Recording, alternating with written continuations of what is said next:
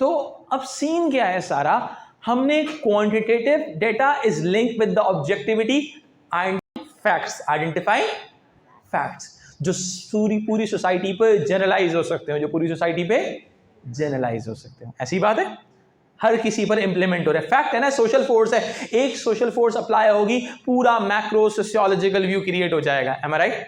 पूरी सोसाइटी पर वो चीज इंप्लीमेंट हो रही होगी। समझ में आई बात? ठीक है। दूसरी साइड पर अगर मैं बहुत ही सिंपल वर्ड्स में आपसे एक बात कहता हूं, सब्जेक्टिव डिस्कशन क्या होगा? मैंने किसी फिल्म की बात की, मैंने कहा बैटमैन अच्छी है बुरी है? अच्छी है। मैंने कहा नहीं बहुत बुरी फिल्म है यार, I hate super heroes, I hate Marvel. ठीक है, गोली नहीं मार देना मुझसे फटा नहीं कर लेना, मैं तो ऐसी मजाक करता रहता हूँ। सही? तो बात यह है, this is a subjective discussion, am I right? अब subjectivity individual to individual vary करेगी, एम आई राइट? अब जो लोग सब्जेक्टिव डिस्कशन की बात करेंगे, इसका मतलब क्या है, वो लोग किस चीज की बात कर रहे हैं समझिएगा। जो लोग सब्जेक्टिव डिस्कशन की बात कर रहे हैं वो कौन होंगे? इंटरप्रेटिविस्ट होंगे। कौन होंगे? Interpretivist, going for the interpretation, am I right? Interactionist view की तरफ जा रहे हैं। किसकी तरफ जा रहे हैं? Interactionist view. Every individual is different from another individual, am I right? So that's why they want to know about a belief of an individual. वो इंसान के बिलीफ को आइडेंटिफाई करना चाहते हैं। उस चीज के लिए इंटरैक्शन जरूरी है। आप समझना, पूरा साइकिल समझेंगे। इंटरैक्शन होगा तो इंसान का बिलीफ पता चलेगा, and then you are able to predict their actions. That's why they are going for the methodologies like qualitative, subjective methodologies की तरफ जा रहे हैं। ठीक है, am I right? ये मान जाते, समझ में आती है बात? Interpretivist love qualitative methodologies because they want high validity, highly detailed data. Detailed validity stands for वो detailed हो उसके अंदर। सही है? हमारा पहला क्वेश्चन क्या कहता है? Describe two types of qualitative interviews. Describe two types of qualitative interviews. ठीक है, इसके अंदर पॉजिटिविज्म आएगा, इंटरप्रेटिविज्म आएगा, क्या लगता है? इंटरप्रेटिविज्म आएगा। हाँ जी, कोई मुझे 2 क्वालिटेटिव इंटरव्यूज के नाम बता सकता है?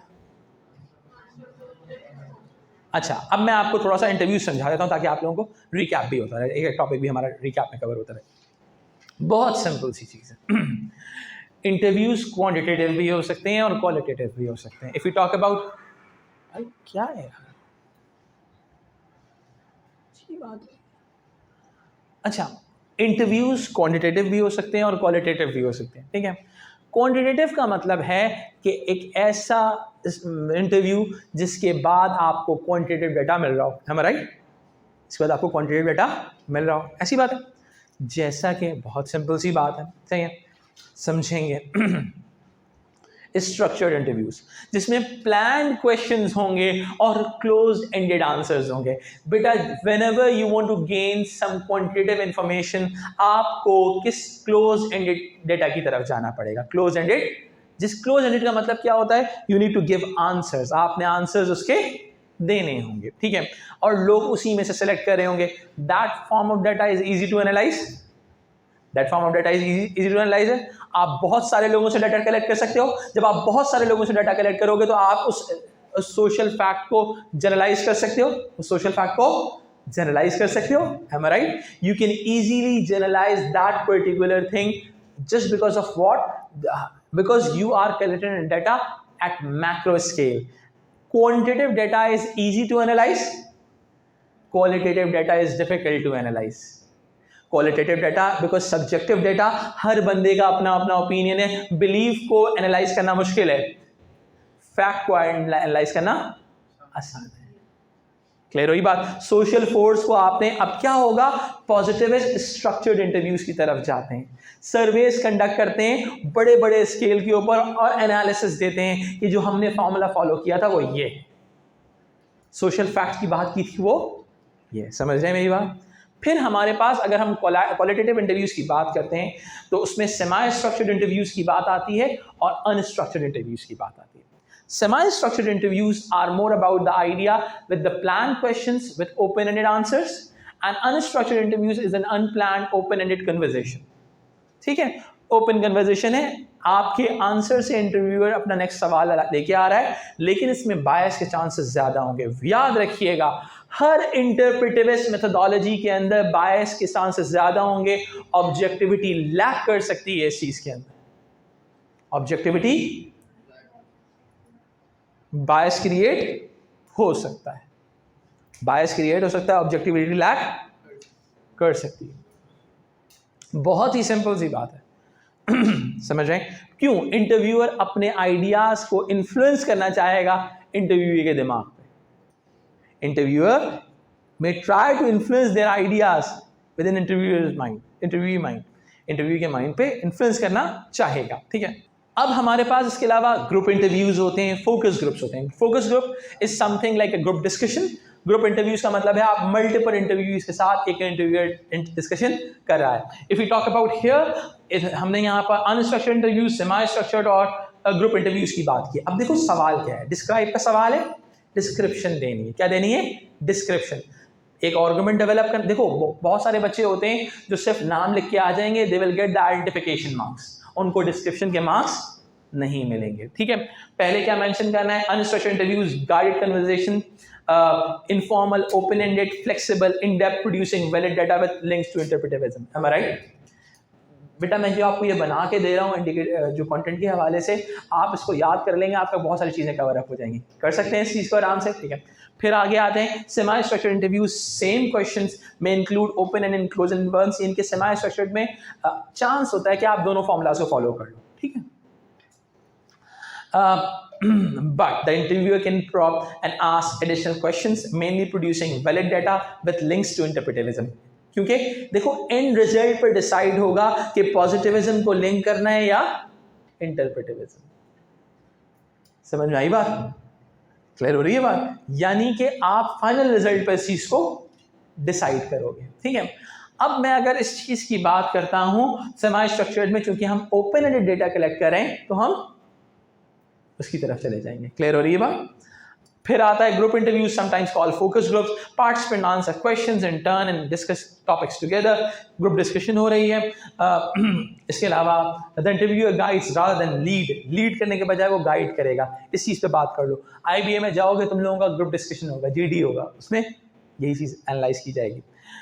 फिर होता ये है the interviewer guides rather than leads, mainly producing valid data with links to interpretivism. Any confusion चले? अच्छा जनाब, यहां तक क्लियर होता है। अब इस चीज को थोड़ा सा आगे लेके चलते हैं।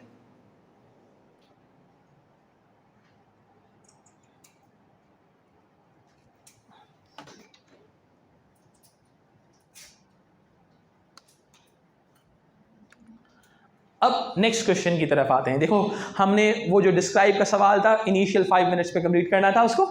ठीक है, अब हम आगे आएंगे। We are having 8 mark questions. हमारे पास इसके लिए कंप्लीट करने के लिए 10 मिनट्स होंगे। ठीक है, हम रिकमेंड करते हैं इसमें 2, अगर बड़े पैराग्राफ बना रहे हो तो 2, अदरवाइज 3 से 4 पैराग्राफ भी एक्सटेंड आप कर सकते हो। ठीक है, अब क्वेश्चन क्या है हमारे पास? क्वेश्चन है explain 2 ways in which researcher values may lead to bias and research finding. अब देखो मेरी बात सुनो, एक बात समझना। पॉजिटिविस्ट ऑब्जेक्टिव रिसर्च की बात करें, वो एक सोशल फिनोमेना ऑब्जर्व करना चाहते हैं, वो एक सोशल फोर्स को एनालाइज करना चाह रहे हैं। बेटा समझ में आएगा? तो ऑटोमेटिकली वो चाहते हैं there should be no bias in research, there should be no bias in research, यानी कि रिसर्च में कोई बायस नहीं होना चाहिए, रिसर्च में कोई बायस नहीं होना चाहिए। जिस चीज को हम कहते हैं वैल्यू फ्री सोशियोलॉजी। क्या कहते हैं बेटा हम इसको? Value free sociology. Value free sociology का मतलब है there should be no impact of research values on research. Research पे रिसर्चर की वैल्यूज का कोई इम्पैक्ट नहीं होना चाहिए। रिसर्च पे रिसर्चर की वैल्यूज का, उसके अपने ख्यालात का, उस पर रिसर्च पर इम्पैक्ट नहीं होना चाहिए। Research should be value free. Research should be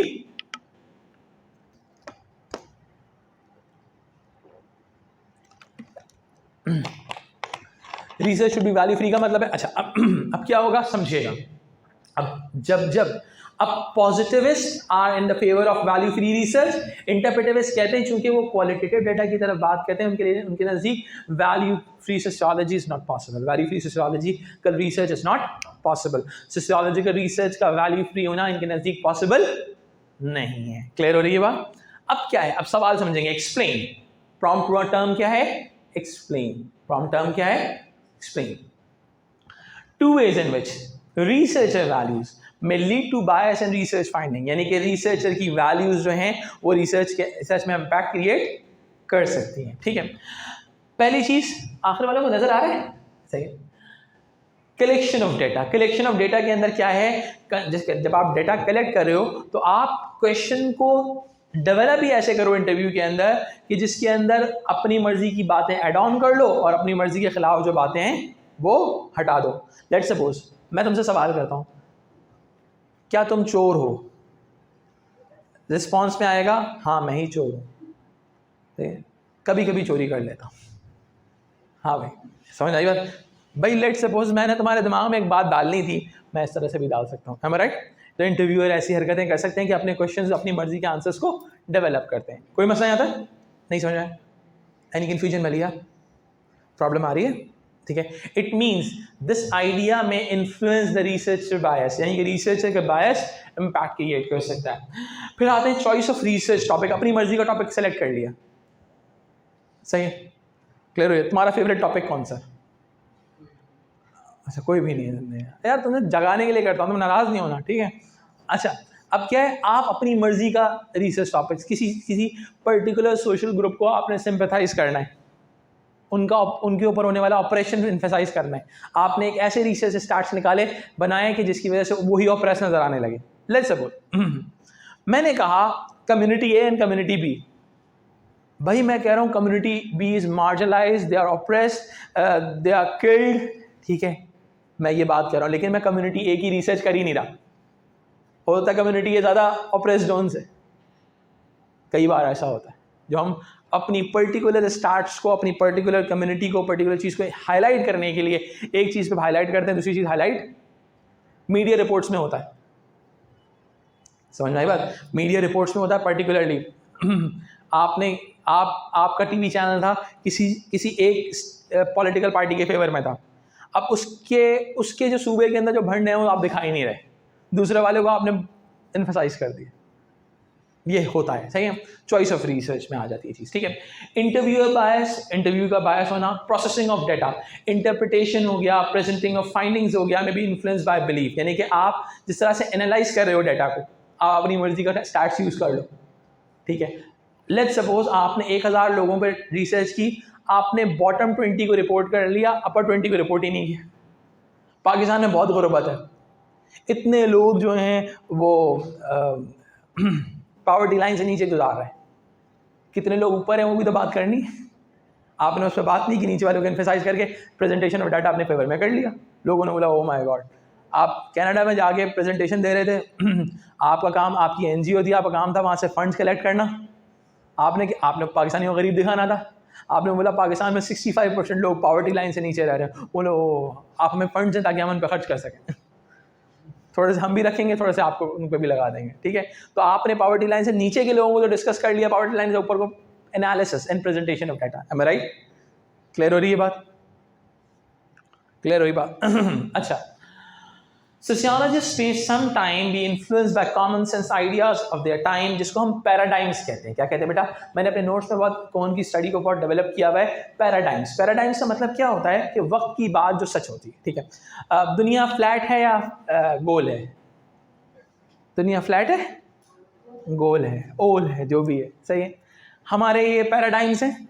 sociologist जो है कोई रिसर्च कर रहा होगा, वो इन आइडियाज से इन्फ्लुएंस हो सकता है, वो इन आइडिया से इन्फ्लुएंस हो सकता है, वो इन आइडिया से ऐसे इन्फ्लुएंस होगा कि वो इन आइडियाज़ को यूज़ करेगा फिर, ठीक है? वो इनसे इन्फ्लुएंस हो गया। अब क्या रिसर्चर बायस क्रिएट हो गया? एनी कन्फ्यूजन चल गया?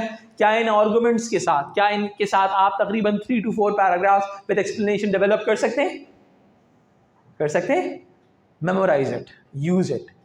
अब जितना एग्जाम में टाइम बचा है उसको भी कर लोगे, तुम्हारी सेहत के लिए काफ़ी है। ये मैंने बनाया है, इसीलिए मैं आपसे शेयर कर दूंगा, ठीक है? अच्छा जी, पैराडाइम का मतलब टाइम पीरियड में जो बात सच होती है। अच्छा जी, आगे आते हैं। क्वेश्चन नंबर 3, एक्सक्यूज मी, मुझे बहुत ज़्यादा आप लोगों की सपोर्ट चाहिए इस टॉपिक को समझने के लिए, ठीक है। स्टेटमेंट बेस्ड क्वेश्चन, अब ज़रा समझेंगे। एग्जाम में सवाल आ गया, लोगों की सांसें उखड़ेंगी सवाल को देख के, ठीक है, बता रहा हूँ मैं।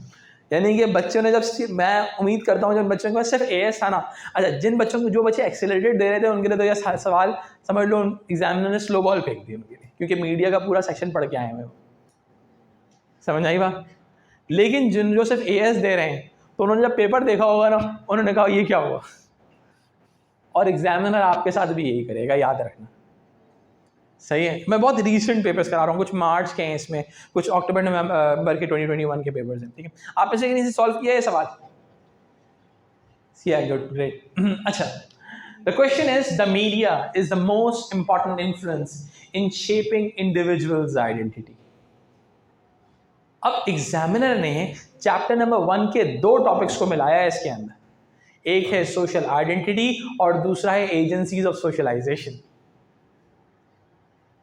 समझ में आई बात? अब मीडिया प्राइमरी एजेंसी सोशलाइजेशन है, सेकेंडरी एजेंसी सोशलाइजेशन है?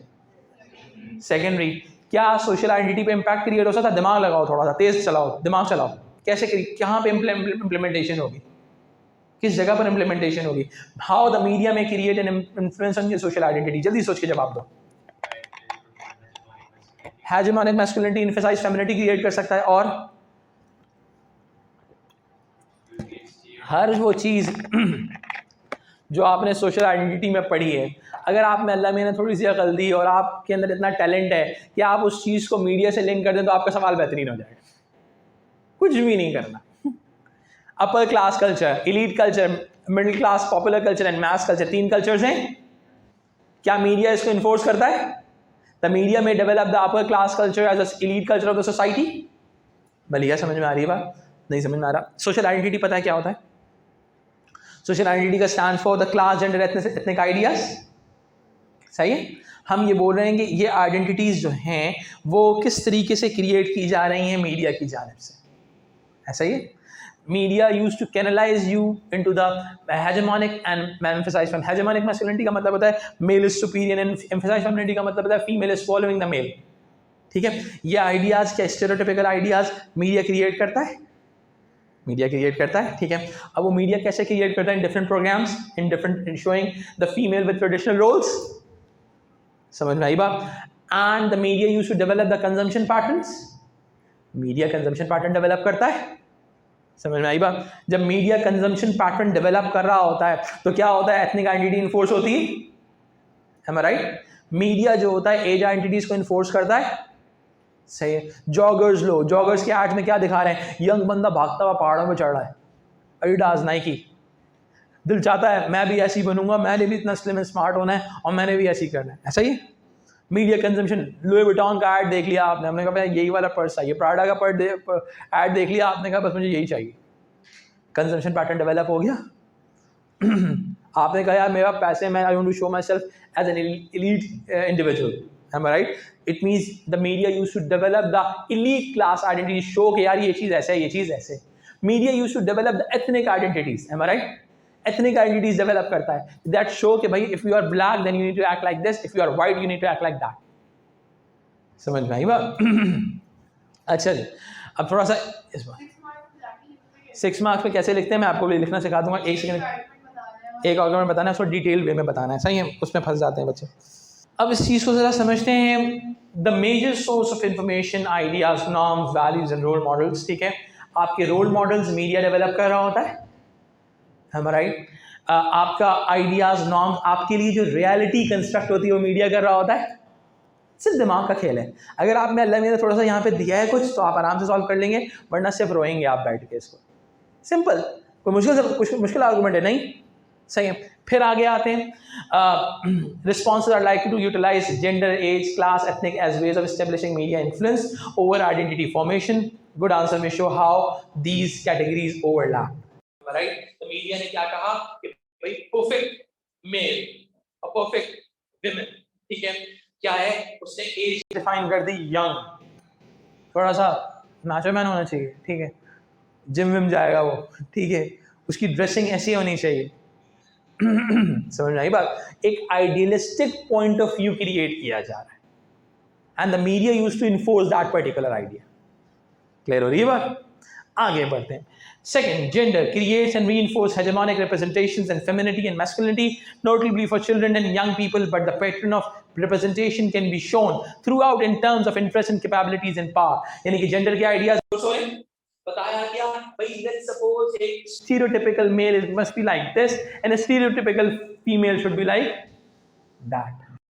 एक अच्छा मर्द, ताकतवर मर्द ये होता है और अच्छी औरत ये होती है। अगर डिटेल समझेंगे तो 100 मार्क्स आपका कोई इंटरव्यू कैसे ना मिल जाए। अच्छा जी, आ जाओ। क्लियर होगी बात? समझ में आ गई बात? अच्छा जी, अब वो जो स्टीरियोटिपिकल इमेज है, that is the conservative image point of view. फिर आते हैं as, powerful influence of socially constructing age identities, most notably for youth, deviant culture develop किया जा रहा है उनके जहन में। क्लास, स्टीरियोटिपिकल क्लास ग्रुप्स हो गए, एथनिक रिप्रेजेंटेशन हो गई, कि stereotypical racist ideas, key position of main stream media dominated by white groups in terms of roles, actors and media personal. Rise in Islamophobia may have complex outcomes of identity formation, यानी कि Islamophobia ethnic identity, let's suppose किसी ने बम फाड़ना है तो वो आपने Islamic terrorist दिखा दिया, इस्लामोफोबिया होता है। ठीक है, क्लियर होगी बात? यहाँ तक क्लियर हो गया? इससे पैराग्राफ, सिंपल पैराग्राफ क्रिएट कर सकते हो, कोई मसला नहीं है यहाँ तक, कोई गम नहीं है यहाँ तक। आ गया, अब जरा समझते हैं। अब क्या है, आपने कहा कि भाई ये 6 मार्क का सवाल कैसे क्रिएट किया जाएगा। सवाल है क्वेश्चन है, क्वेश्चन समझेंगे। आपने जो सबसे इंपॉर्टेंट चीज है वो है prompt statement. Using sociological material give one argument against this statement.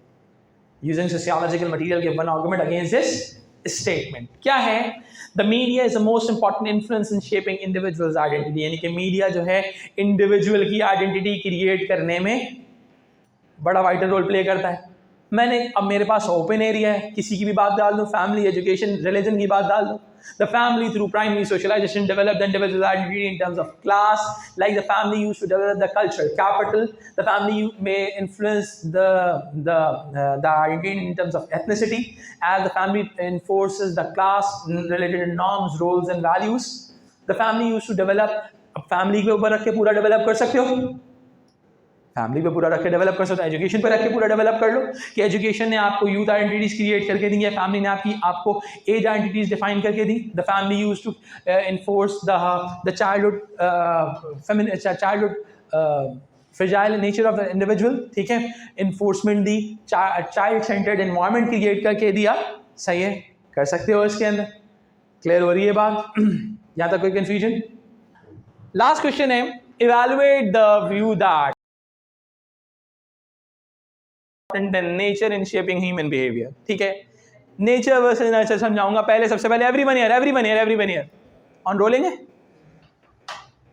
First we need to understand the term nature and nurture. सही है कि इंसान की पर्सनालिटी नर्चर से बनती है या नेचर से बनती है। ठीक है, अब हमारे पास 2 तरह के कोर थ्योरिस्ट हैं। सही है, कुछ हैं जो कहते हैं नर्चर में डेवलप इंडिविजुअल्स बिहेवियर, कुछ हैं जो कहते हैं nature used to develop individuals behaviour. अब अगर मैं नेचर और नर्चर को बहुत ही आसान से अल्फाज में एक्सप्लेन करूं, मैंने क्या कहा मलिया, समझिएगा। मलिया बेटा, इस पहले समझ में आ गया था? हाँ, मैंने कहा नर्चर यानी कि किसी ने आपसे इंटरैक्ट किया, you learn something out of it, सही है। नेचर क्या है? आपके अंदर एक इनबिल्ट जीन या बायोलॉजिकल प्रोग्रामिंग सेट हुई हुई, आपके हार्मोन्स के अंदर, आपके जेनेटिक्स के अंदर। M I right? जिंदगी के अंदर हमें एहतशाम अच्छे और बुरे लोग मिलते हैं, हम उन जैसे बन जाते हैं over the period of time. जिंदगी में कभी किसी दोस्त ने बुरा काम सिखाया है? ठीक है, अब बताना नहीं, ठीक है, ओके। तो कैसे हुआ? आपने सेकेंडरी सोशलाइजेशन की और आपने वो चीज गेन कर ली, ऐसी बात है। या फिर एक फॉर्मूला तो ये है, दूसरा फॉर्मूला ये है कि जब आप इस दुनिया में तशरीफ लेके आए थे तो वो बुराई आपके अंदर मौजूद थी, ये भी हो सकता है। ठीक है, यानी कि individual behaviour is a product of nurture और नेचर। ऐसी बात है, समझ में आती है। अकॉर्डिंग टू पार्सन्स, जो हमारे फंक्शनलिस्ट हैं, उनके नजदीक male and female are naturally different. Male and female are naturally different.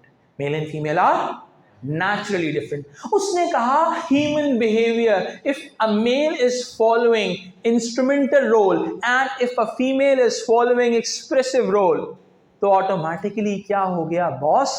बहुत ही सिंपल सी बात है, it's a product of their nature. It's a product of their, ये उनकी नेचर की प्रोडक्ट है। Am I right? It's due to their nature. Parsons ने कहा male and female are naturally different. A male used to perform instrumental role while the female used to perform the expressive role. Am I right?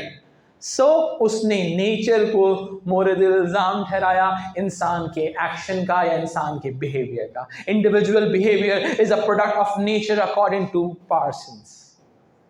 समझ में आई बात? ये जो आवाज़ आ रही है ना आपको, नॉर्मल हालात में नहीं आती, इसमें आती है थोड़ी सी। ठीक है, अच्छा क्लियर हो गई बात? यहाँ तक समझ में आई? कोई मसला है यहाँ तक? ज़िंदगी में जब तुम लोग पढ़ाई करते थे ना, जब तुम लोग पढ़ाई करते थे, मैं तकरीरें करता था बचपन में, सही? तो बचपन से आ जाता है, ठीक है?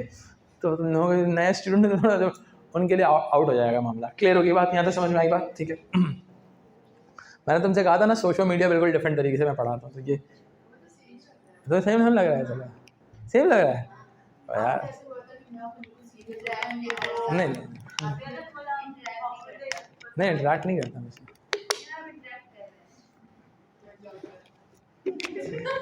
सर अच्छा, थैंक यू। अच्छा चलें जी, यहाँ तो समझ में आई बात? यहाँ तो कोई मसला?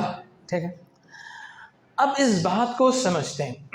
दूसरी तरफ हमारे पास क्या कहा? हमने कहा human behaviour is a product of socialisation.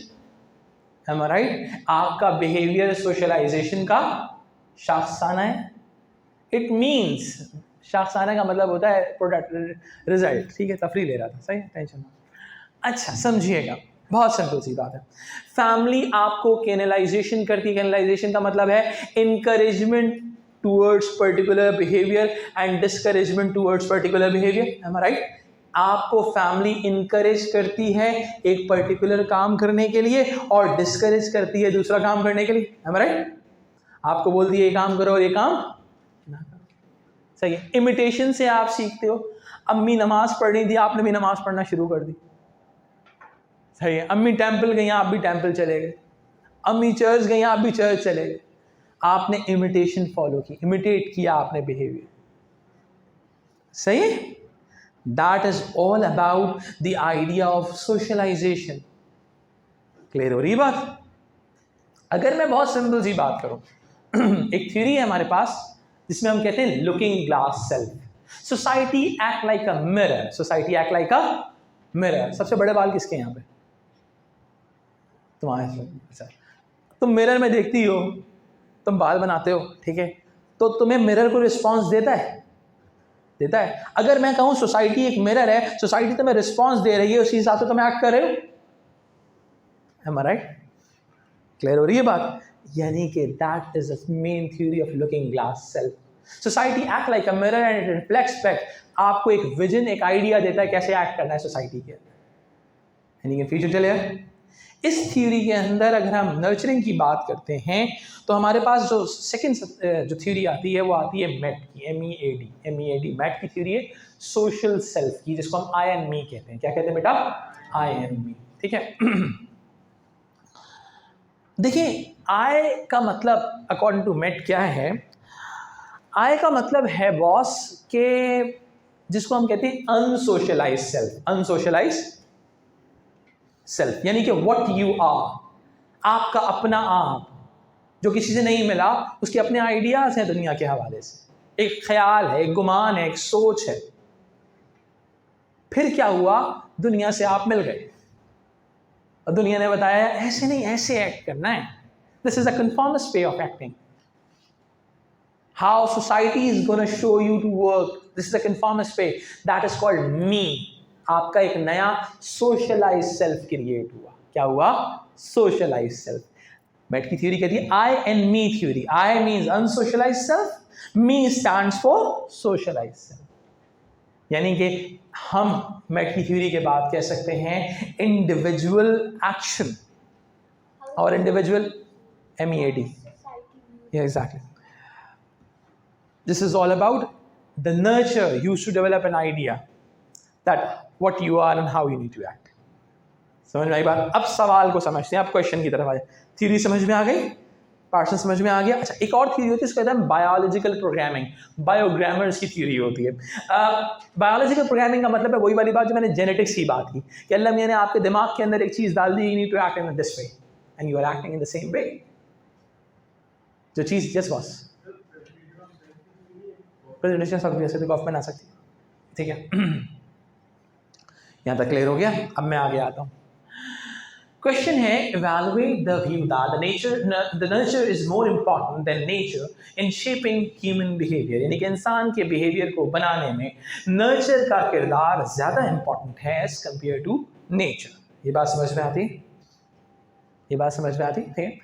अब यानी कि थीसिस में क्या आ जाएगा? नर्चर की थ्योरीज आ जाएंगी और एंटायर थीसिस में क्या आ जाएगा? नेचर की थ्योरीज आ जाएंगी. बात समझ में आती है? ठीक है.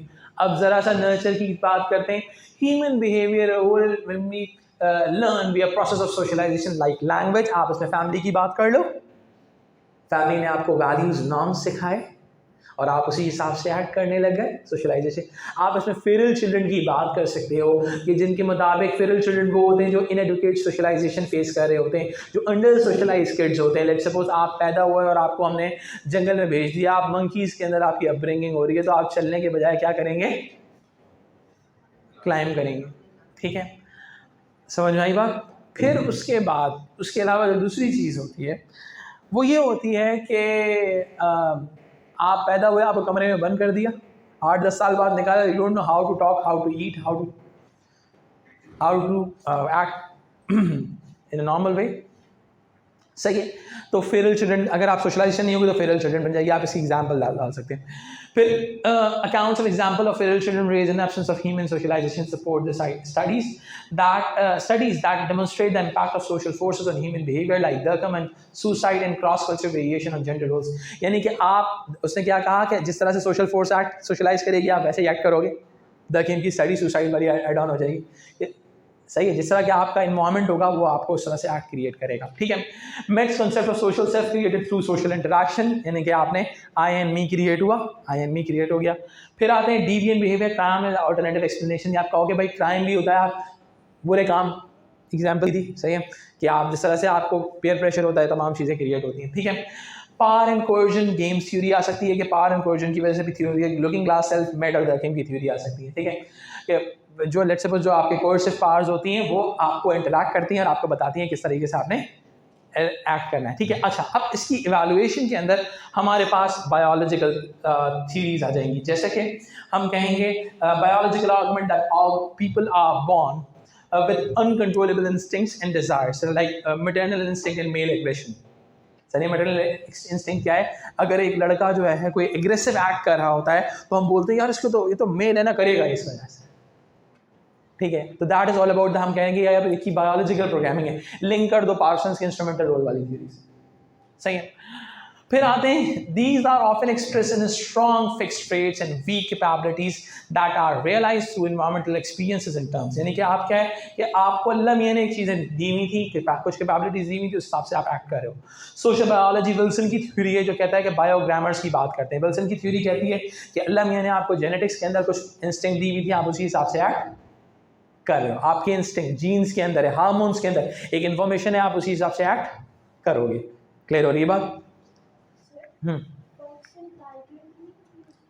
कौन सी बेटा?